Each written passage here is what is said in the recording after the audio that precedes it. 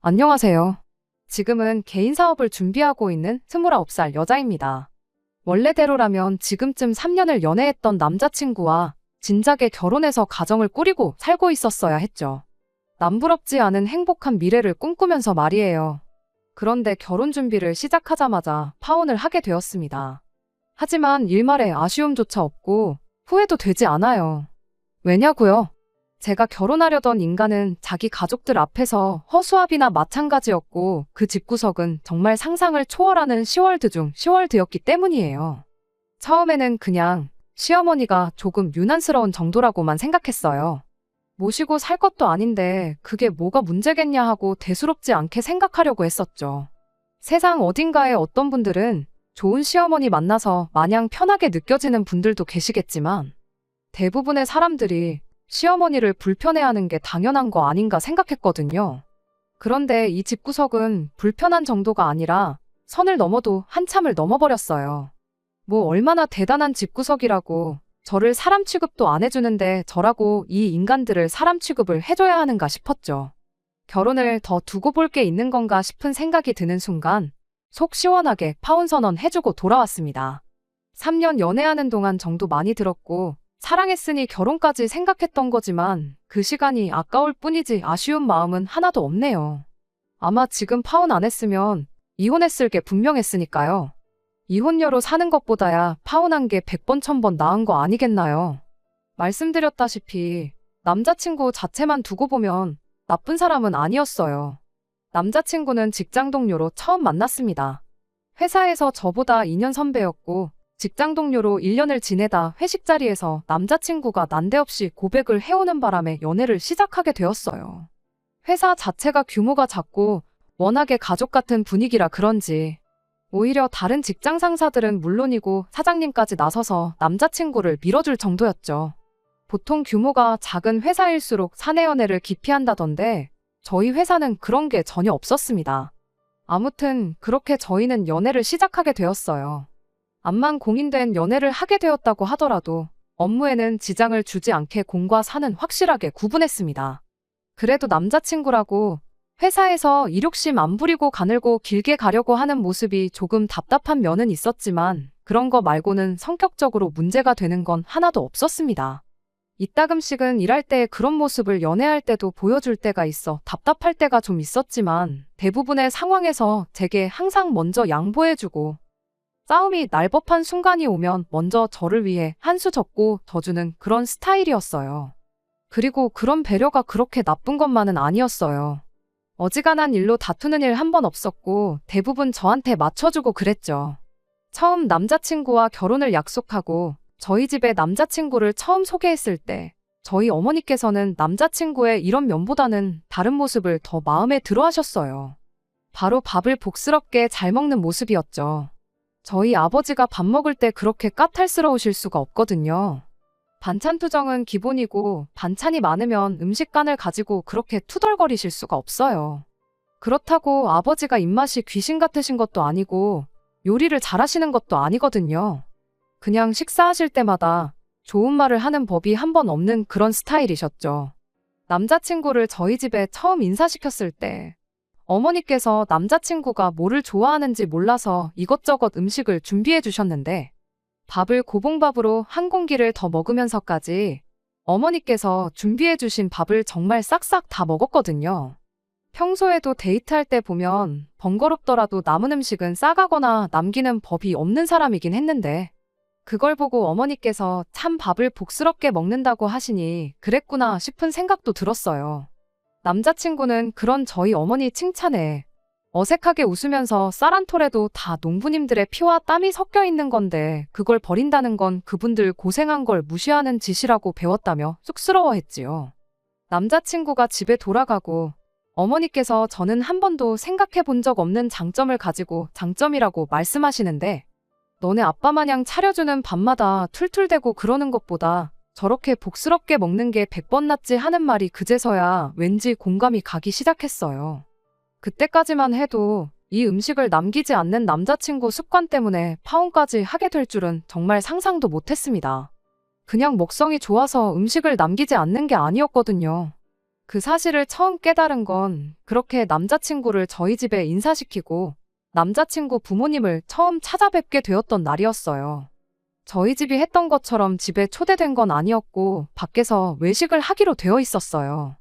남자친구 아버님이 일 때문에 시간을 내기 어려워 점심시간에 해서 직장 근처에서 만날 계획이었거든요.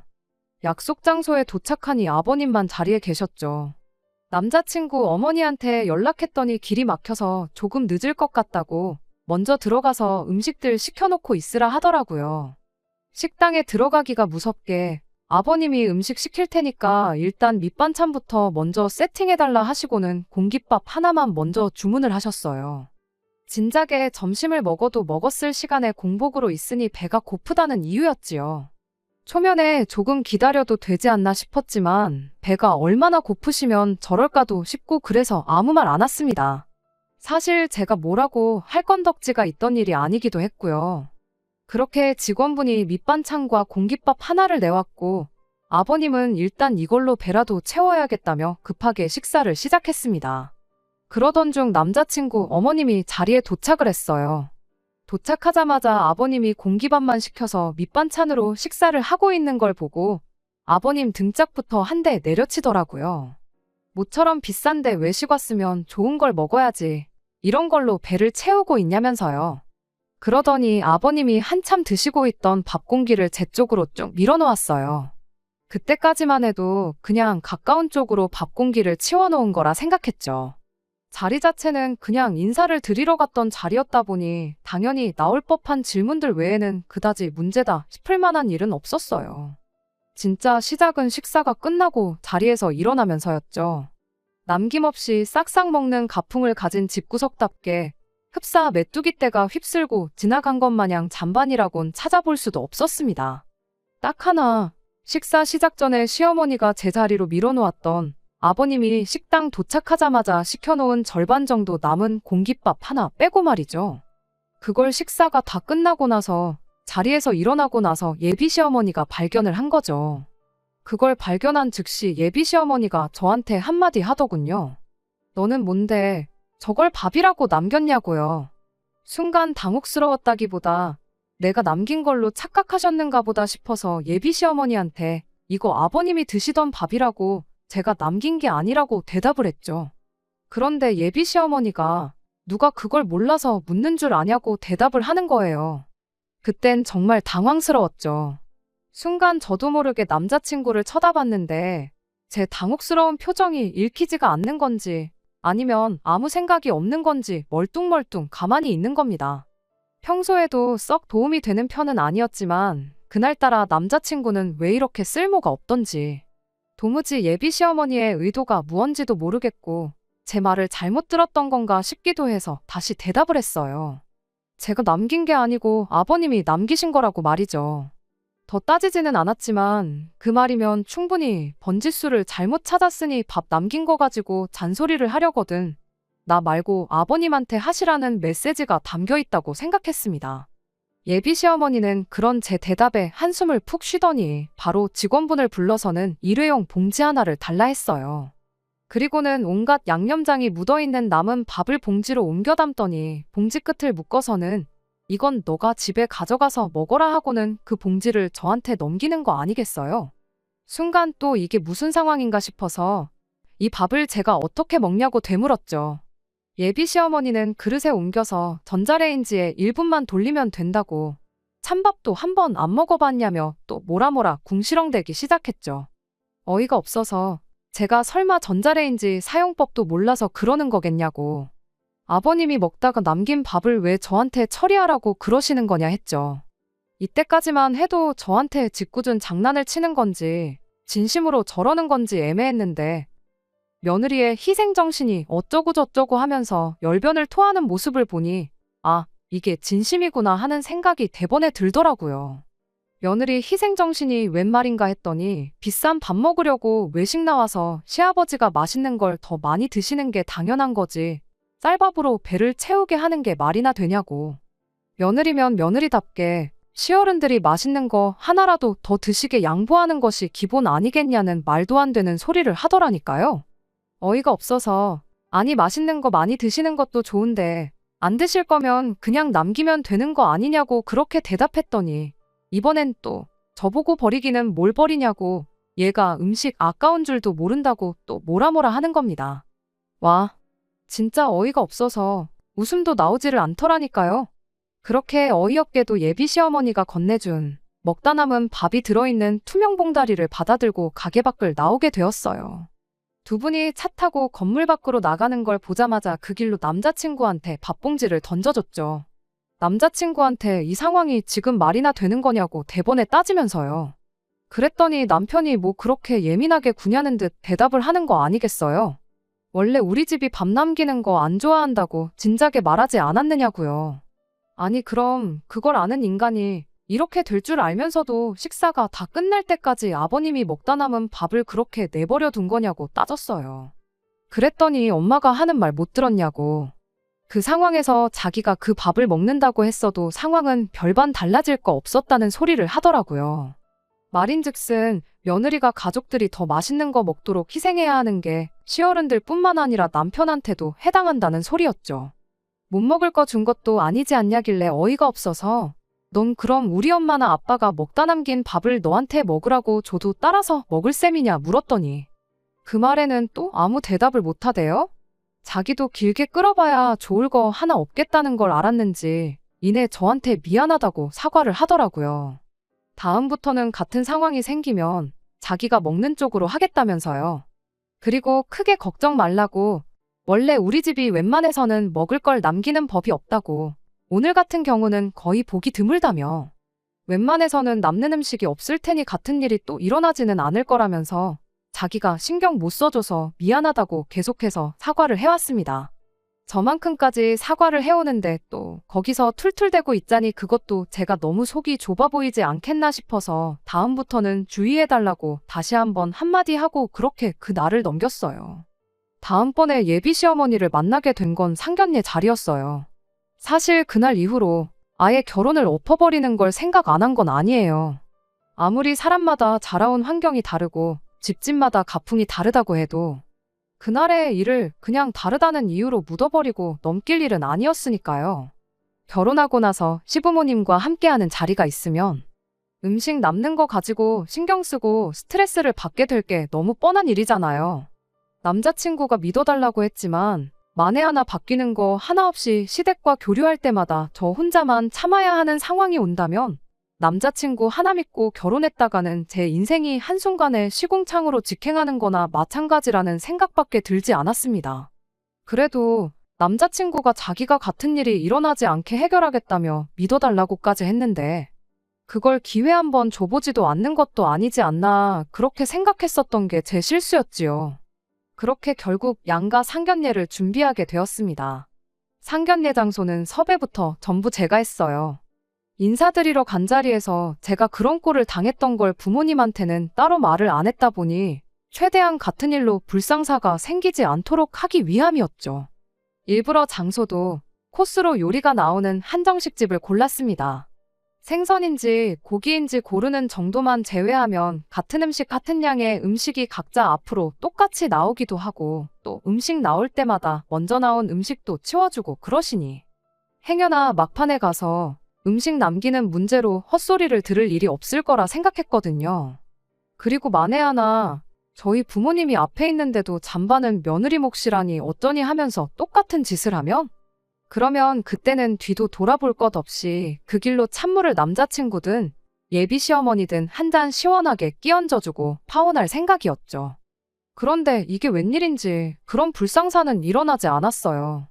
코스 요리 시작은 빈 속부터 달래라고 전복죽이 조금 나왔는데 내장 잡내를 제대로 못 잡은 건지 제가 먹기에도 조금 비리더라고요. 그 상황에 입맛 까탈스러운 저희 아버지께서 죽이 좀 비리다고 하면서 한 입만 드시더니 그릇을 옆으로 치우셨어요.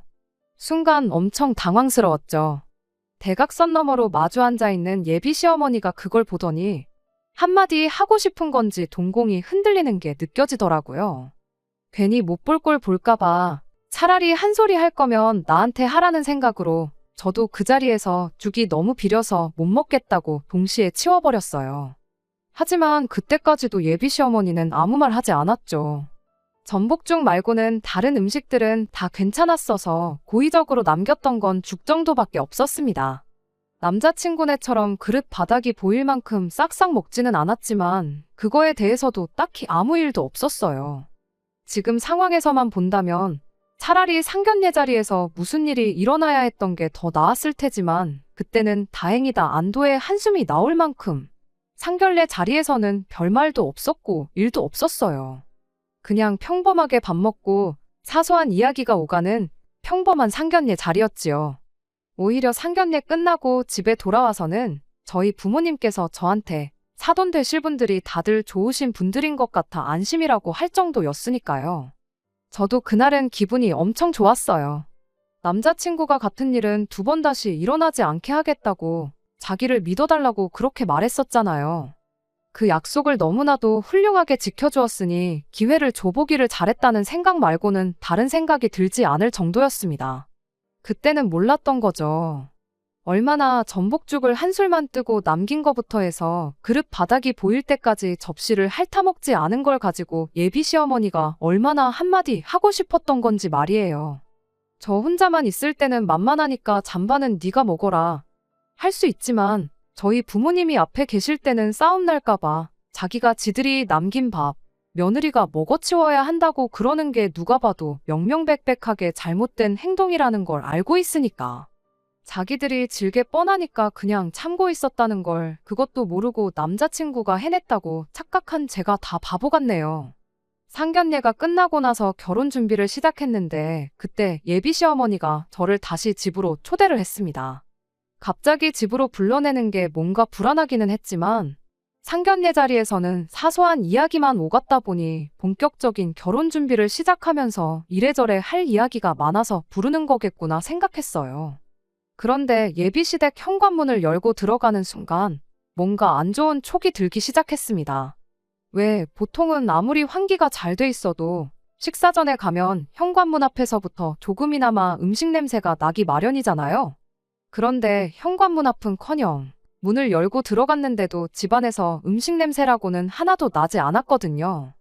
와서 밥 먹고 가라는 말을 분명히 했기에 당연히 식사는 집에서 하겠구나 싶었는데 집에 들어가도 음식 냄새는 나지 않았고 빈손으로 오기 뭐해 사가지고 왔던 케이크를 냉장고에 넣을 때도 냉장고에 먹을 거라곤 반찬통에 덜어놓은 김치 한 통이 전부였어요. 그런데 아니나 다를까 저희가 도착하니 예비 시어머니가 어디에 전화를 거시더라고요.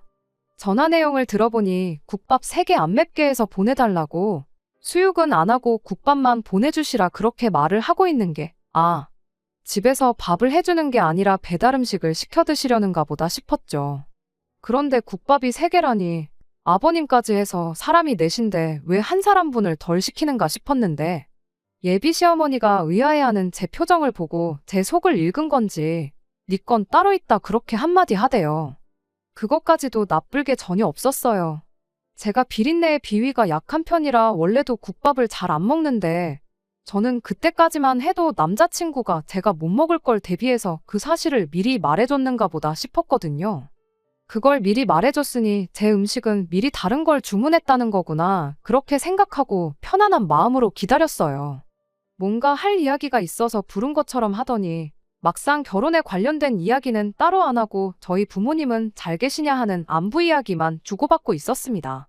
그렇게 한 10분인가 있었나 국밥에 전화로 배달 주문을 해서 그런지 배달도 엄청 빨리 왔어요.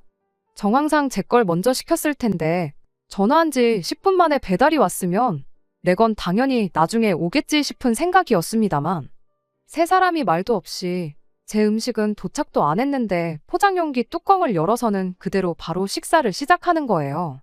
뜨거울 때 먹어야 맛있어서 저러는 건가 잔반 남기는 것도 그렇고 참 먹는 데 있어서만큼은 가풍이 특이하다 그렇게 생각하고 말았죠. 식사 시작하니까 먹는데 열중해서는 별다른 말도 한마디 없었습니다. 처음엔 내 밥도 조만간 오겠지 싶었는데 막상 다른 사람들 밥이 반 이상 비워지기 시작하니 이거 가만히 있다간 이 사람들 다 먹고 나서야 밥을 먹겠구나 싶더라고요. 그래서 어머님한테 물었죠. 그때까지만 해도 그저 제 건 어디다 시켰는지 물어보고 언제쯤 도착할런지 전화 한 통 해볼 생각이었는데 예비 시어머니가 어련히 가만히 있으면 알아서 챙겨줄 건데 뭘 그렇게 보채냐고 짜증을 내면서 멀쩡히 잘 먹고 있는 남자친구며 아버님이 먹던 국밥 그릇에 당신이 먹던 것까지 챙겨서 부엌으로 주섬주섬 들고 가더군요. 뭔가 싶었는데 먹던 국그릇에서 국물을 한 국자씩 새 그릇으로 옮겨 담는 거예요. 그럼과 동시에 전자레인지에서 띵하고 소리가 나대요.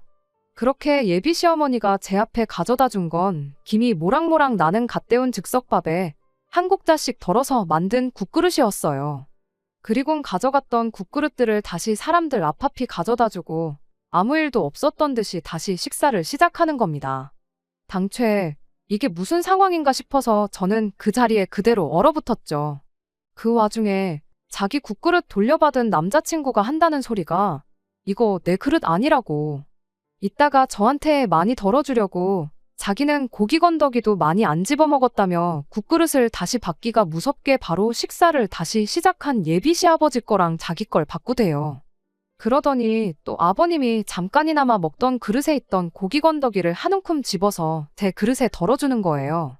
웃는 얼굴에 침 못 뱉는다는데 많이 먹으라고 미소 짓는 남자친구 얼굴에 침 뱉는 건 물론이고 그 길로 국그릇을 얼굴에 엎어버리고 싶을 정도였습니다. 순간 숨이 턱 막히고 내가 뭘 기대하고 이 사람하고 결혼 준비를 이만큼까지 했는가 싶을 정도였어요. 제가 국밥을 비려서 잘 못 먹는다는 건 기억도 못하고 있는 게 문제가 아니라 지 가족들이 먹던 걸 내가 먹는 게 당연한 거라고 생각하고 있다는 사실에 소름이 다 돋을 지경이었어요. 이런 일이 두 번 다시 일어나지 않게 하겠다는 게 지 가족들이 저한테 그렇게 하지 못하게 막아주는 게 아니고 지 가족들이 처먹다 남긴 음식물 찌꺼기를 먹는데 익숙해지게 만들 생각밖에 없었다는 거였죠. 그 와중에 제가 이 어이없는 상황 앞에 한술도 뜨지 않고 가만히 있으니 남자친구 아버지가 국물이 없어서 안 먹는 거냐 하면서 여자가 짜게 먹어서 좋을 거 없다고 당신 마시던 물컵에 있는 물을 제 국그릇에 갑자기 들이부어 주더라고요. 그 길로 정신이 퍼뜩 들어서 내가 니들이 먹던 걸 왜 먹냐고 한마디 내질러주고 그대로 국그릇을 엎어버리고 자리에서 일어났어요. 냉장고에 넣어뒀던 케이크도 다시 챙겨서 니들이 먹다 남긴 음식물 쓰레기가 버리기 아까우면 남한테 주지 말고 니들끼리 실컷 처먹으라고. 아니면 며느리 말고 짬통을 밥으로 줘도 군말 없이 잘 처먹는 돼지 한 마리 구해다가 키우던가 하라 한마디 내지르고 그대로 자리에서 일어났어요. 그 와중에 예비 시어머니는 눈 하나 깜짝도 안 하고 먹으라고 사온 거면 케이크는 두고 가라 한마디를 하길래 이건 내가 사람 먹으라고 사온 거지 음식물 찌꺼기나 맛있다고 처먹는 돼지들 주려고 사온 게 아니라고. 내가 이 집구석에 또 올 일은 없겠지만 다음번에 올 때는 케이크 이런 거 말고 돼지 사료나 좀 사올 테니 그렇게 알라말하고 그 길로 그 집구석을 뛰쳐나와 버렸어요. 이제 뭐 이 집에 예비 며느리도 아닌데 할 말 못할 말 가리지 않고 다 나오더라고요. 다른 것보다 속이 너무너무 후련했네요. 그렇게 집 밖을 나오니 남자친구가 이게 무슨 상황이냐고 저를 따라 쫓아나오길래 한마디 해줬어요. 밥도 다 안 먹었는데 여기까지 따라 나와도 되는 거냐고 엄청 걱정해주는 말투로요. 괜히 음식 남기면 내가 바닥에 엎어놓은 것도 잔뜩일 텐데 부모님이 네가 먹던 거랑 바닥에 엎어진 찌꺼기랑 먹어야 되지 않겠냐고. 그거 부려니까 나 붙잡을 시간 있으면 집에 들어가서 부모님 대신해서 음식물 찌꺼기나 실컷 처먹으라 한마디 해주고 그렇게 그냥 집으로 돌아갔습니다. 집에 도착하니 남자친구가 전화로 애걸복걸 해명을 하면서 저를 붙잡대요. 상견례 자리에서 전복죽 남긴 걸 보고 어머니가 벼르고 있었답니다. 그때 그렇게 음식 남기는 거에 대해서 말을 했는데도 자기 앞에서 버젓이 음식을 남긴 게 며느리가 시어머니한테 기싸움을 거는 걸로 받아들이셨다는 거예요.